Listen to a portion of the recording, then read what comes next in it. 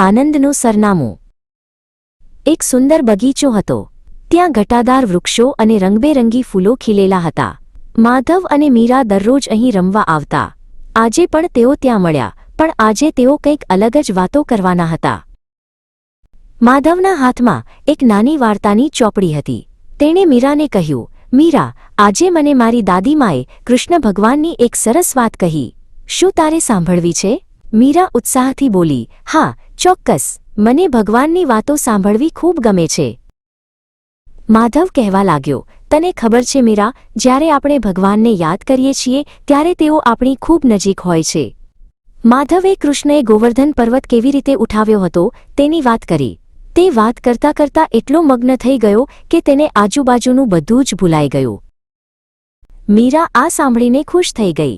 તેણે પણ પોતાની વાત ઉમેરી, હા માધવ, અને ભગવાને તો આપણને આટલો સુંદર બગીચો અને પતંગિયા પણ આપ્યા છે। જ્યારે આપણે તેમના વિશે વાત કરીએ છીએ ત્યારે મને અંદરથી બહુ જ શાંતિ અને આનંદ થાય છે। માધવે કહ્યું, મીરા, ગીતામાં એક શ્લોક છે, મચ્ચિત્તા મદ્ગત પ્રાણા બોધયંતઃ પરસ્પરમ। એનો અર્થ એ કે જે લોકોનું મન ભગવાનમાં પરોવાયેલું હોય છે તેઓ જ્યારે એકબીજાને ભગવાન વિશે જણાવે છે ત્યારે તેમને પરમ સંતોષ અને આનંદ મળે છે। મીરાને આ વાત ખૂબ ગમી ગઈ। તેણે પૂછ્યું, એટલે કે આપણે જે અત્યારે કરી રહ્યા છીએ માઇનસ એકબીજાને ભગવાનની વાતો કહી રહ્યા છીએ માઇનસ તે જ સાચો આનંદ છે? માધવે હસીને હા પાડી।